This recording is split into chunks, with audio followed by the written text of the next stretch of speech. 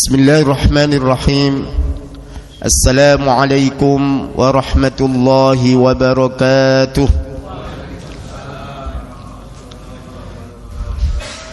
Alhamdulillah. Alhamdulillahilladzi farada ala 'abdihi as-salah.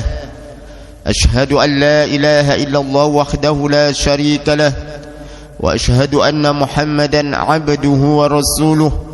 Allahumma salli wa sallim ala habibina wa maulana Muhammadin sallallahu alaihi wasallam wa ala alihi wa ashabihi wa man tabi'ahum bi ihsanin ila yaumiddin.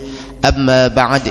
Hadirin hadirat jamaah salat isya dan lanjut tarawih dan witir insyaallah, yang senantiasa Allah berikan rahmat kepada kita semuanya, berikan ibadah atau kemudahan dalam ibadah kepada kita semuanya. Hadirin yang dirahmati Allah Subhanahu wa taala, selanjutnya salawat dan salam tercurahkan kepada junjungan kita Nabi besar Muhammad sallallahu alaihi wasallam, keluarganya, para sahabat-sahabatnya, para tabi'in wa tabi'it tabi'in, dan umat-umatnya sampai hari akhir nanti. Bapak ibu yang dirahmati Allah Subhanahu wa ta'ala, saya tadi melihat habis salam ke belakang, subhanallah, masih penuh safnya, masih penuh. Alhamdulillah. Tadi salat isya, salat tarawih masih penuh, habis itu keluar sedikit-sedikit. Tapi enggak apa-apa, yang dihitung adalah salatnya. Akan tetapi lebih baik lagi kalau mendengarkan ceramah, karena ilmu itu penting. Ilmu itu sebagai bekal untuk ibadah kita. Bapak ibu yang dirahmati Allah Subhanahu wa taala, sesuai tema yang diberikan kepada saya, yaitu keutamaan salat berjamaah. Sebelum saya membahas salat berjamaah, saya ingin bahas tentang salat. Salat itu merupakan sebuah rukun Islam. Bagi orang yang meninggalkan salat, berarti orang tersebut meninggalkan rukun Islam yang kedua. Maka salat ini penting sekali. Bahkan baginda Rasulullah SAW jauh-jauh ke langit 7.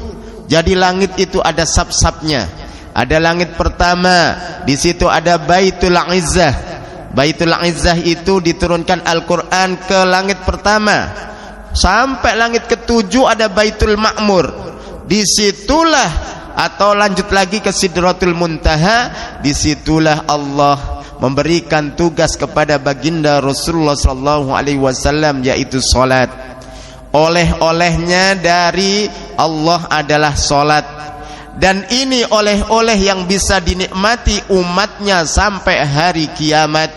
Dan nikmat ini juga sebagai bekal pahala nanti di hari akhirat. Dan bekal salat ini adalah bekal yang paling bagus. Kalau bapak pergi ke tempat lain, maka cari bekal yang bagus untuk oleh-oleh pulang. Rasulullah sallallahu alaihi wasallam dari Sidratul Muntaha datang ke bumi, oleh-olehnya salat. Dan salat ini melalui beberapa tahapan. Awalnya 50 kali dalam sehari semalam. Kata Nabi Musa alaihi salam, "Ya Rasulullah, enggak kuat umatmu itu kecil, pendek, lemas, kalau puasa juga lemas." Saya tambahin sendiri ya. Jangan 50, langsung naik lagi, komplain ke Allah. Ya Allah, kata Nabi Musa, berarti ketemu juga Nabi Musa. Iya, ketemu ruhnya. Kata Nabi Musa, enggak kuat umatku, minta diskon dong. Ya, saya diskon. Turun lagi kepada Nabi Musa, ketemu. Kata Nabi Musa, enggak kuat, diskonnya kecil 5%. Cari yang diskonnya gede di Shopee biasanya. Oh, enggak kok. Enggak ya. Maksudnya di diskon 5% berarti berapa? 50 kurang 5 dikurang 5, 10%. Naik lagi sampai bolak-balik, malu, sampai 5 masih ditawar oleh Nabi Musa. Kata Rasulullah, "Hei Musa, aku malu kalau minta terus. Berapa kali saya naik turun. Coba kalau ini tingkat berapa? Sayangnya saya diangkat oleh Allah, diturunkan oleh Allah. Kalau naik lift sudah gak tahu. Hadirin yang dirahmati Allah, singkat cerita Nabi Musa itu ya sudah 5 tapi pahalanya seperti 50. Enaknya Nabi Muhammad, enaknya umat Nabi Muhammad 5 seperti 50. Umurnya pendek-pendek 63, bahkan enggak sampai 63, ada yang 50 dicabut, 40 cabut, 30 cabut, 20 cabut. Maka hati-hati yang muda, jangan merasa masih muda. Masih muda, siapa tahu lah kemarin itu di Tol Halim, ya kan? Umur 19 tahun yang bawa malahan. Nah, berarti umur itu tidak lihat tua. Ada yang muda dicabut, ada yang tua sampai tua dibiarkan, sampai 60 udah tambah lagi, orang baik dia. Alhamdulillah. Ini kelompok-kelompok musalla ani jamaah Masjid Al-Mujahidin. Amin ya rabbal alamin.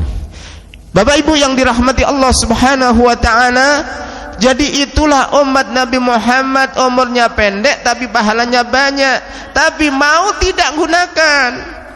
Salat ini barometer bekal yang terbaik dan juga barometer kesuksesan seseorang di akhirat. Di dalam hadis yang panjang, inna awwalu ma yuhasabu alaihi al-'abdu yaumal qiyamah as-salah. Sesungguhnya yang paling pertama kali dihisab, dihitung itu adalah salatnya.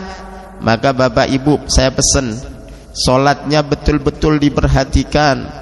Karena salat inilah barometer kesuksesan ibu nanti di hari akhir. Salat inilah yang menyelamatkan kita, sehingga amal-amal lain itu ikut mengikuti kita. Makanya kalau ada panggilan adzan, taruh tuh barang, taruh tuh kesibukan, taruh tuh kenikmatan ngobrol. Panggil Allah atau panggilan Allah kita jawab duluan. Kalau ngobrol bisa ditunda nanti, tulis aja ke istrinya episode yang kedua habis sholat. Lagi ngobrol sama pasangannya enak-enak adzan, apa yang diucapkan? Alhamdulillah. Jangan ya Allah baru adzan lagi. Ini menunjukkan imannya masih tipis. Masa dengar adzan, ya Allah baru dengar adzan lagi, berarti kan males untuk melaksanakan sholat. Tapi ucapkan alhamdulillah, diberi kesempatan untuk bisa sholat, nambah pahala. Hadirin yang dirahmati Allah Subhanahu wa taala, jadi sholat ini tolong diperhatikan.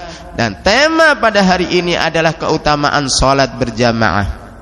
Pertama, orang yang sholat berjamaah itu dilipat gandakan pahalanya 27 derajat, dan di dalam hadis yang lain dilipat gandakan 25 derajat.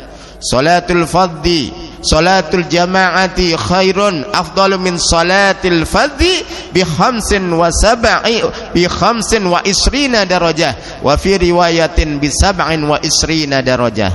Salat jamaah itu lebih afdal, lebih utama, lebih banyak pahalanya daripada salat sendirian. Bapak Ibu yang dirahmati Allah, kalau salat berjamaah itu kalau nggak khusyuk ditanggung imam, enak. Tapi kalau sholat sendirian, siapa yang nanggung? Nyasar sendiri. Makanya enak rombongan, tanggung jawab imam. Imamnya juga gitu, bacanya juga kadang lupa, nggak khusyuk, mikir apa tadi ya, mikir rukhsah. Enak sholat berjamaah itu enak. Jadi sudah dapat pahala 27 derajat, insya Allah sholatnya itu diterima oleh Allah Subhanahu wa ta'ala. Sampai-sampai ada seorang sahabat bernama Abdullah bin Ummi Maktum. Beliau adalah buta, nggak bisa lihat. Iya Ustaz, kalau buta nggak bisa lihat. Kalau buta bisa lihat, ya buta dari gua hantu. Sekarang kan lihat. Bapak Ibu yang dirahmati Allah, Abdullah bin Ummi Maktum radhiyallahu an ini nggak bisa lihat, nggak ada yang nganterin. Terus nggak seperti sekarang jalan yang di Makkah, di Madinah itu enak. Dulu itu kalau jalan, kalau nyasar ya nyasar. Terus belum ada listrik zaman dulu, belum ada rambo-rambo. Jadi betul-betul kalau nyasar nyasar, kalau hilang. Abdullah bin Ummi Maktum minta keringanan. Ya Rasulullah, apakah hal li rukhsatun li salatil jamaah? Apakah saya punya keringanan untuk tidak melaksanakan salat jamaah ya Rasulullah? Kata Rasulullah, iya. Rasulullah ini jawabannya itu dari wahyu. Habis iya turun lagi, jangan. Habis iya udah berangkat Rasulullah dipanggil lagi, ya Abdullah ibnu Ummi Maktum. Panggilan salat jawablah. Panggilan sholat datangi. Buta pak, nggak ada yang nganter, disuruh sholat berjamaah. Kita nggak buta, kita juga sekarang enak. Masjidnya ada AC-nya 1, 2, 3. Oh ada AC-nya di sini juga. Makanya saya pas masuk, masya Allah dinginnya luar biasa. Ngalang-ngalahi hotel. Kalau nggak betah di masjid itu wah. Tapi insya Allah betah ya. Nah, tapi betahnya jangan buat tidur. Enakan di masjid, ternyata tidurnya ya di rumah nggak ada AC. Ya masih mending deh, masih mending, masih cinta masjid. Kalau ada sholat berjamaah asar jadi bangun. Kalau di rumah, insya Allah bangunlah ya. Bapak Ibu yang dirahmati Allah Subhanahu Wa Taala, Abdullah bin Ummi Maktum yang buta saja itu disuruh sholat berjamaah ke masjid. Masa kita yang normal, kita matanya normal, fungsinya normal, kakinya normal, tangannya normal, itu tidak ke masjid? Sungguh, nah ini Bang Haji, sungguh terlalu. Nanti apakah kita bisa berhujjah di hadapan Allah kalau masjidnya aja nggak didatangi? Ditanya oleh Allah, umurmu buat apa? Kakimu buat apa? Matamu buat apa? Tanganmu buat apa? Kakinya jawab, kaki saya buat kerja. Oh bagus, nyari nafkah. Tapi kaki saya nggak pernah dipakai ke masjid. Aduh ini muskilah besar, muskilah kubra. Kenapa? Masjid kan dekat, kerjaan jauh. Masa kamu datang yang jauh, yang dekat tidak kamu datangi? Sesungguhnya kamu diciptakan itu untuk ibadah, tapi ibadah yang besar kamu tinggalkan, ibadah yang kecil kamu laksanakan. Kan kebalik. Bapak Ibu yang dirahmati Allah, agar kita tidak menyesal nanti di hari akhir, agar kita tidak menyesal juga nanti ketika dihisab, maka mulai sekarang kita harus melaksanakan sholat berjamaah. Hadirin yang dirahmati Allah Subhanahu Wa Taala, sholat berjamaah juga di dalam hadis dikatakan kalau sholat isya berjamaah itu seperti sholat separuh malam. Pahalanya akan luar biasa. Makanya ketika ada adzan isya, ingat-ingat, ya Allah, ini sholat pahalanya seperti sholat separuh malam. Besar. Kalau saya nggak laksanakan rugi saya. Lalu berangkat. Kenapa? Karena nginget pahala sholat isya yang berjamaah seperti pahala sholat setengah malam. Siapa yang kuat di antara kita sholat setengah malam? Sholat 8 rakaat aja, kalau terlalu panjang gimana? Isyarah. Bil isyarati yafhamu, adz-zakiyu bil isyarati yafhamu. Orang cerdas itu dengan isyarat saja paham. Kalau nggak paham, keblacut gitu. Apa keblacut? Terlalu. Udah didahem-dahemin, suaranya nggak enak, panjang lagi. Ya Allah. Ya. Bapak Ibu yang dirahmati Allah, kalau di jamaah ini nggak ada, panjang juga dilakukan. Nggak nyesel, nggak ada dehem-dehem kok. Ya, nggak tahu habis sholat itu, itu imamnya lama banget itu, nggak tahu saya. Tapi pas dehemnya nggak ada di sini. Kalau batuk ya memang beda batuk dengan berdahem, dehem. Bapak Ibu yang dirahmati Allah Subhanahu wa taala. Jadi sholat berjamaah itu hendaklah kita perhatikan.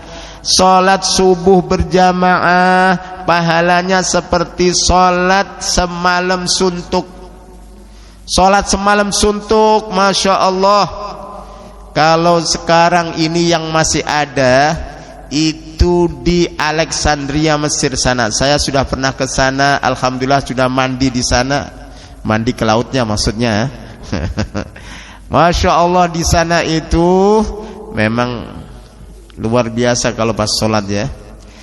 Itu kalau Ramadan itu habis Isya nggak ditunda juga, Isya sampai menjelang sahur. Dan itu yang jadi makmum juga sudah tua. Yang muda kemana? Ikut juga, bukan mudanya nggak ada, dan kuat itu. Subhanallah. Terus ada di Indonesia. Indonesia itu paling aneh. Ada sholat tarawih tercepat 7 menit 23 rakaat. Nggak tahu itu modelnya. Salam. Sampai MUI ditanya, Menteri Agama ditanya, bingung. Tapi ada yang salatnya betul-betul 23 rakaat dari Isya sampai subuh. Mau subuh, bukan sampai subuh. Mau sahur. Di mana itu? Di Temboro, Jawa Timur. Itu daerahnya Masya Allah kayak lingkungan Islami, Pak.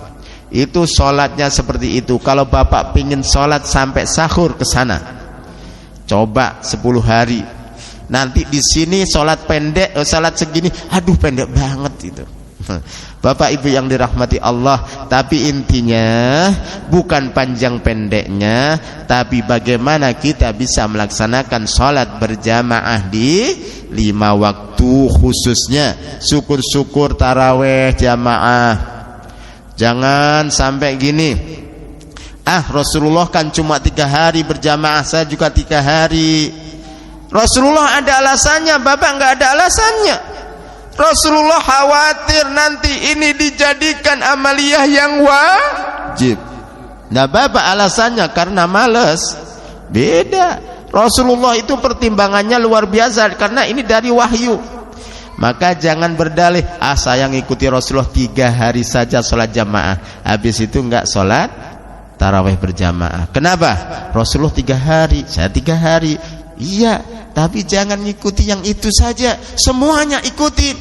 Kalau baca surat Al-Baqarah sampai dilanjutkan sampai berapa surat itu Rasulullah.